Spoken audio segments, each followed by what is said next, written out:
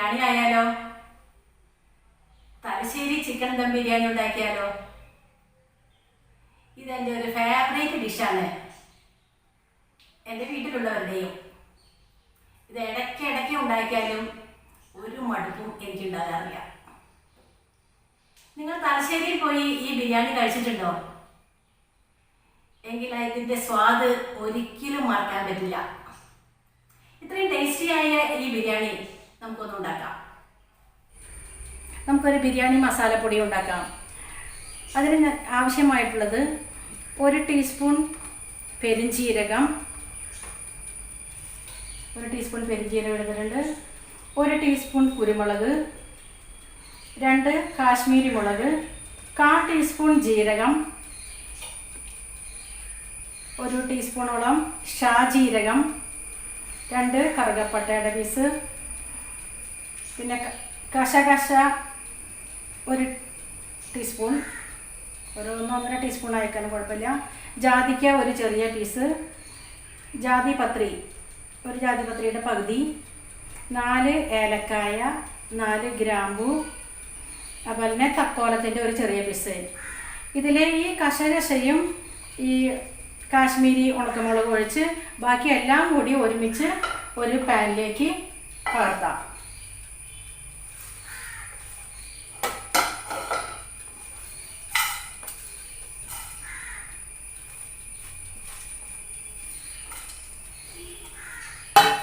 Pan ചൂടാക്കാം.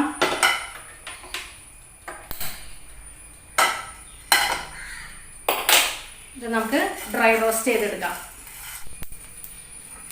ഒരുവിധം ചൂടായി. ഇനി നമുക്ക് ഇതിലേക്ക് കശകശയും കാശ്മീരി മുളക് ഇടാം. ഇതിപ്പോൾ ഒരുവിധം ചൂടായി. നമുക്കിനി ഇത് ഓഫാക്കാം. ഇനി ഇത് തണുത്തതിന് ശേഷം നമുക്കിതിനെ ഒരു മിക്സിയുടെ ഏറ്റവും ചെറിയ ജാറിലിട്ട് പൊടിച്ചെടുക്കാം. അങ്ങനെ നമ്മുടെ ബിരിയാണി മസാലപ്പൊടി റെഡിയായി. ബിരിയാണി റൈസ് വേവിക്കുന്നതിന് വേണ്ടിയിട്ട് നമ്മൾ കട്ടിയുള്ള ഒരു പാത്രം, ഞാനിവിടെ ഒരു പ്രഷർ കുക്കറാണ് എടുത്തിരിക്കുന്നത്, ചൂടാക്കാൻ വയ്ക്കുക. ചൂടായി കഴിയുമ്പോൾ അതിലേക്ക് 3 ടേബിൾ സ്പൂൺ നെയ്യ് ഒഴിക്കുക, നെയ്യ്. ഇനി ഒരു 2 ടേബിൾ സ്പൂൺ സൺഫ്ലവർ ഓയിൽ കൂടി ഒഴിക്കാം.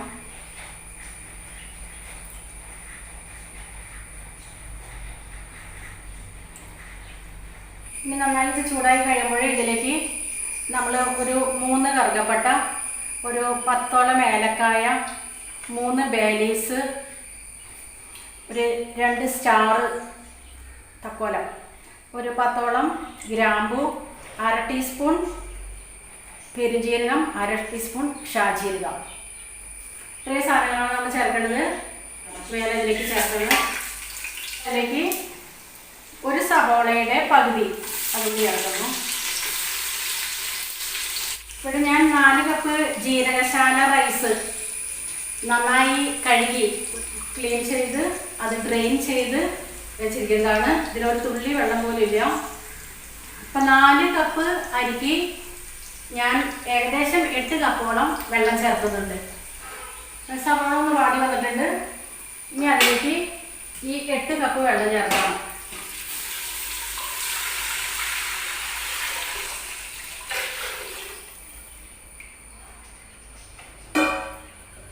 ഇനി വെള്ളം ഒന്ന് തിളച്ച് വരട്ടെ.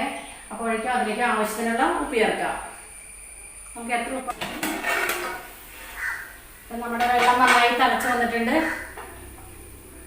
ഇനി ഇതിലേക്ക് 4 കപ്പ് അരിയാണ് ചേർക്കാൻ പോണേ. അതിൻ്റെ 4 കപ്പ് അരി ചേർക്കണം. ഇപ്പം നമ്മുടെ അരി നന്നായി തിളച്ച് വന്നിട്ടുണ്ട്. ഇനി നമുക്ക് ഇത് മൂടി വെച്ച് ലോ ഫ്ലെയിമിലാക്കാം. മൂടി വെച്ചിട്ട് ഒരു 12 മിനിറ്റോളം വേവിക്കാം. ഏകദേശം 12 മിനിറ്റായി.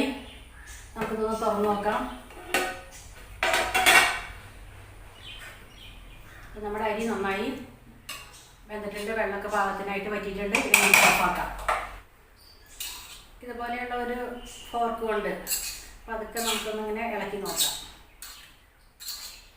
നല്ല കണ്ടീഷൻ പാകത്തിനായിട്ടുണ്ട്. ഇനി ഇതിലെ ചോറ് നമുക്ക് പാകം ചെയ്യാം. അത് ഇങ്ങനെ ഇരുന്ന് കഴിഞ്ഞാൽ വേവ് കൂടി പോകും.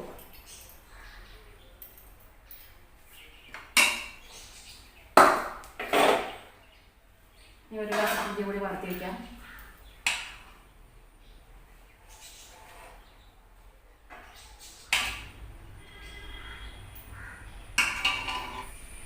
ഇനി നമ്മൾ ബിരിയാണിക്ക് ആവശ്യമായ സവാള, അണ്ടിപ്പരിപ്പ്, കിസ്മിസ് വറുത്തെടുക്കാണ്. വെളിച്ചെണ്ണ ചൂടായിരിക്കുന്നു. ഇതിലേക്ക് സവാള ഇടാം.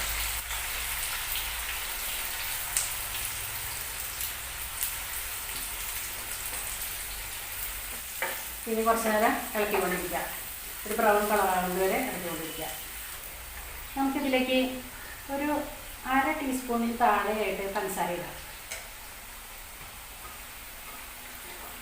അങ്ങനെ ഇപ്പം നമ്മൾ വറുത്തെടുക്കുമ്പോൾ ഈ സവോള നല്ല ക്രിസ്പി ആയിട്ട് വരും. അങ്ങനെ നമ്മുടെ സവോള ഒരു ബ്രൗൺ കളറായി തുടങ്ങിയിരിക്കുന്നു. ഈ സവോള നമുക്ക് മാറ്റി വയ്ക്കാം.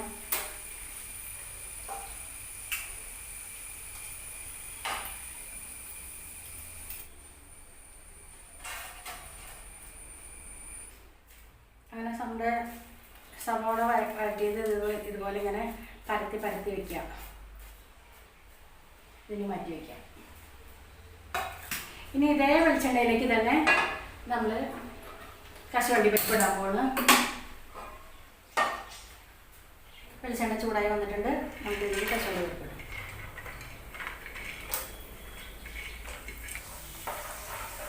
കശുവണ്ടി പരിപ്പ് ഏതാണ് ചുവന്ന് തുടങ്ങി അതിലേക്ക് നമ്മൾ മുന്തിരി ഇടണം, കിസ്മിസ്.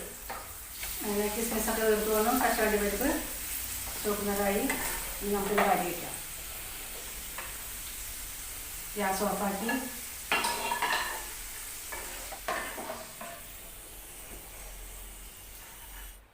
നമ്മൾ ഈ വറുത്ത് വെച്ച ഈ സവോളയുടെ ഏതാണ്ട് ഒരു 1/4 ഭാഗത്തോളം നമുക്കിങ്ങനെ പൊടിച്ചെടുക്കാം. അങ്ങനെ പൊടിച്ചെടുക്കുന്നതിനെയാണ് പിസ്ത എന്ന് പറയുന്നത്.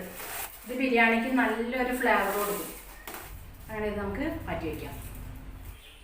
ഇനി നമുക്ക് ദം ബിരിയാണിക്ക് ആവശ്യമായ ചിക്കൻ മസാല എങ്ങനെ ഉണ്ടാക്കാമെന്ന് നോക്കാം.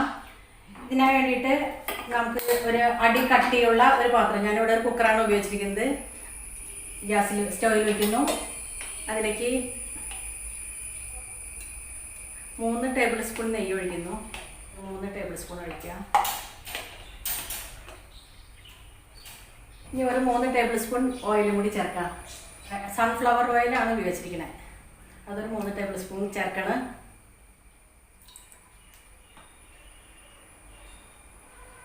ഇനി നന്നായി ചൂടായി വരട്ടെ. ഇതിപ്പോൾ ഒരുവിധം ചൂടായി വന്നിട്ടുണ്ട്. ഇനി ഇതിലേക്ക് 4 മീഡിയം സൈസ് സവോള വളരെ നൈസായി അരിഞ്ഞതാണ്, അത് ചേർക്കണം. ഇപ്പോൾ നമ്മുടെ സവോള നന്നായി വാടി വന്നിട്ടുണ്ട്. ഇനി അതിലേക്ക് ഒരു 1/2 കപ്പ് ഇഞ്ചിയും 1/2 കപ്പ് വെളുത്തുള്ളിയും 10 പച്ചമുളകും കൂടി മിക്സിയുടെ ചെറിയ ജാറിൽ അരച്ചതാണത്, അത് ചേർക്കാം. ഇനി ഒരു 4 മിനിറ്റോളം ഇങ്ങനെ വഴറ്റുക. നല്ല ഇഞ്ചിയുടെയും പച്ചമുളകിൻ്റെയും വെളുത്തുള്ളിയുടെയും ഒക്കെ ഒരു സ്മെല്ല് വരുന്നുണ്ട്. ഇനി ഇതിലേക്ക് നമുക്ക് 1/2 ടീസ്പൂൺ മഞ്ഞൾപ്പൊടി ഇടാം. 2 ടീസ്പൂൺ ഗരം മസാലയും ചേർക്കാം. ഇനി നമ്മുടെ ചിക്കൻ നന്നായി കഴുകി വെച്ച് ഡ്രെയിൻ ചെയ്ത ചിക്കനാണ്. ഇത് ഏകദേശം ഒരു 1.25 കിലോനോളുണ്ട്. അതിലേക്ക് ചേർക്കണം.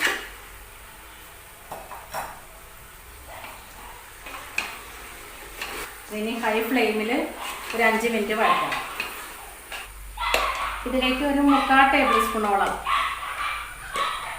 ഉപ്പ് ചേർക്കാം. നമ്മുടെ ചിക്കൻ വെളുത്ത് തുടങ്ങിയിട്ടുണ്ട്. ഇനി ഇതിലേക്ക് നമ്മൾ ഒരു കൈപ്പിടി മല്ലിയില,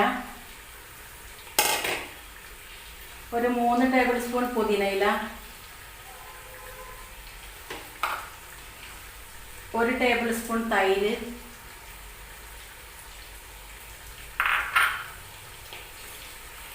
2 തക്കാളി ചെറുതായി അരിഞ്ഞത്, 1 ടേബിൾ സ്പൂണോളം ചെറുനാരങ്ങ നീര്.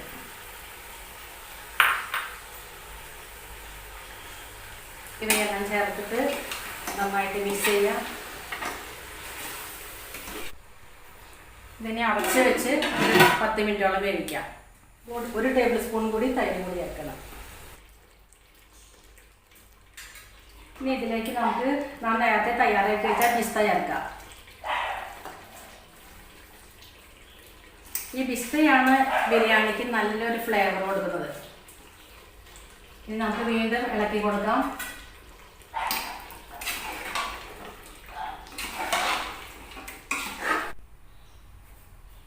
ഇനി നമുക്ക് ബിരിയാണിക്ക് കളർ കൊടുക്കുന്നതിന് വേണ്ടിയിട്ട് 2 ടേബിൾ സ്പൂൺ റോസ് വാട്ടർ എടുക്കാം. അതിലേക്ക് 1/2 ടീസ്പൂൺ മഞ്ഞൾപ്പൊടി ചേർക്കാം. ഇതൊന്ന് മിക്സ് ചെയ്ത് വയ്ക്കാം. അപ്പോൾ ബിരിയാണി ദം ചെയ്യുന്ന സമയത്ത് അതിന് കളർ കൊടുക്കാൻ വേണ്ടി നാം ഇതാണ് ഉപയോഗിക്കുന്നത്. ഇത് ചേർക്കുമ്പോൾ നല്ലൊരു സ്മെല്ല് വരും ബിരിയാണിക്ക്. അങ്ങനെ ബിരിയാണിക്കുള്ള ചിക്കൻ മസാല റെഡിയായി. ചിക്കനൊക്കെ നന്നായി വെന്തിട്ടുണ്ട്. ഇനി ഞാനിത് ഓഫാക്കാൻ പോവാണ്. ഇനി നമുക്ക് നമ്മുടെ ബിരിയാണി ദം ചെയ്യാം. ഇവിടെ ചിക്കനൊക്കെ ലെവലാക്കി ഇട്ടിട്ടുണ്ട്. ഇനി ഇതിൻ്റെ മുകളിലേക്ക് സ്വല്പം മല്ലിയില വിതറണം.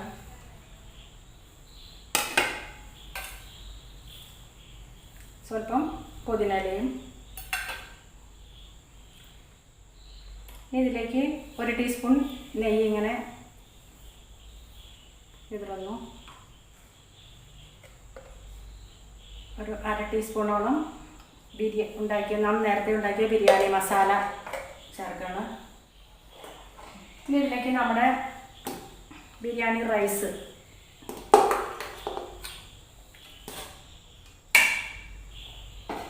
റൈസൊക്കെ ഇതുപോലെ ഒരു സ്പൂൺ ഉപയോഗിച്ചിട്ട് അതിൽ കട്ടകളൊന്നും ഇല്ലാത്ത രീതിയിൽ ജസ്റ്റ് ഒന്ന് ഉടച്ച് ലെവലാക്കി വയ്ക്കുക. ഇനി നമ്മൾ വീണ്ടും ഇതിൻ്റെ മുകളിലേക്ക് അല്പം മല്ലിയില വിതറാണ്.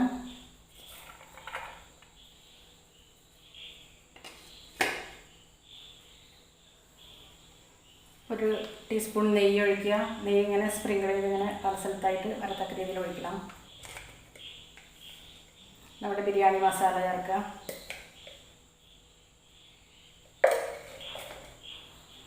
ഇനി നമ്മുടെ സവോള വരക്കിയത്, കശുവണ്ടി, മുന്തിരി,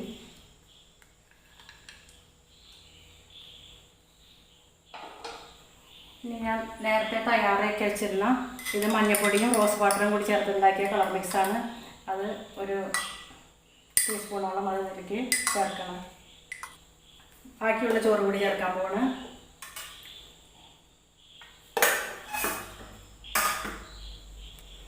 അതും ഇതുപോലെ നമുക്ക് ലെവൽ ചെയ്യാം. ഇനി ഇതിൻ്റെ മുകളിലേക്ക് വീണ്ടും മല്ലിയില ചേർക്കുന്നു.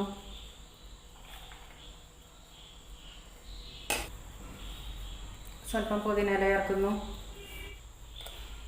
നെയ്യ് 1 ടീസ്പൂൺ ഒഴിക്കുക. കാഷ്യൂനട്ട്, മുന്തിരി, സവോള,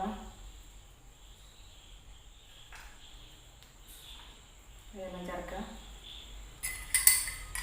നമ്മുടെ കളറിനുള്ള റോസ് വാട്ടർ, മഞ്ഞൾ മിക്സ് ചേർക്കുക.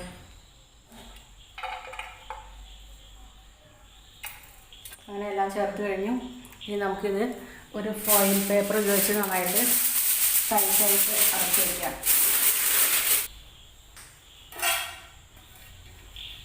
ഇനി അതിൻ്റെ മുകളിൽ നമ്മൾ ഈ അടച്ച് വയ്ക്കാം.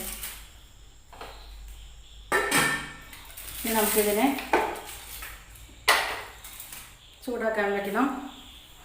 ചൂടാക്കാനായിട്ട് ഞാൻ ആദ്യം ഒരു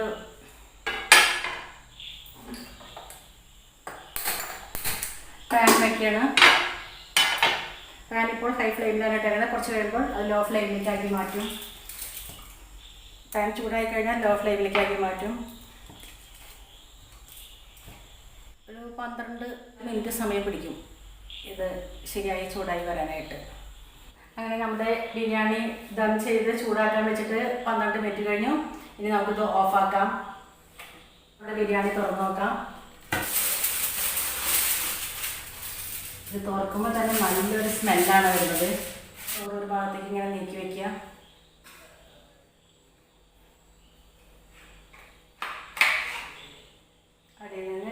ഇറക്കിയെടുത്ത് ഇതിലിടാം.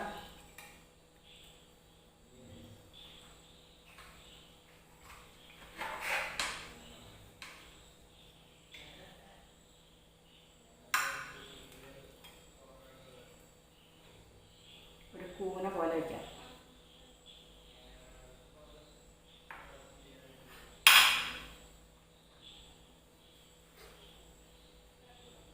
ഇനി ഇതിനെ നമുക്ക് ഈ പ്ലേറ്റ് കൊണ്ട്, ഏത് പ്ലേറ്റിലേക്കാണ് നമ്മൾ സെർവ് ചെയ്യാൻ ഉദ്ദേശിക്കുന്നത് ആ പ്ലേറ്റ് കൊണ്ട് ഇങ്ങനെ കമഴ്ത്തി വെച്ചിട്ട് ഇതിനിങ്ങനെ നിവർത്തുക. പാത്രം എടുക്കുക. അങ്ങനെ നമ്മുടെ അടിപൊളി തലശ്ശേരി ചിക്കൻ ദം ബിരിയാണി റെഡി ആയിരിക്കുന്നു. ഇതിൻ്റെ മുകളിൽ ഞാൻ കുറച്ച് കശുവണ്ടിപ്പരിപ്പും കിസ്മിസും സവോളയും ഒക്കെ ഇട്ട് ഡെക്കറേറ്റ് ചെയ്തിരിക്കുന്നതാണ്. ഈ വീഡിയോ നിങ്ങൾക്ക് ഇഷ്ടപ്പെടുകയാണെങ്കിൽ നിങ്ങൾ ഷെയർ ചെയ്യണം, കമൻറ്റ് ചെയ്യണം. വീണ്ടും അടുത്ത അടിപൊളി വീഡിയോയുമായി വരുന്നത് വരെ നന്ദി, നമസ്കാരം.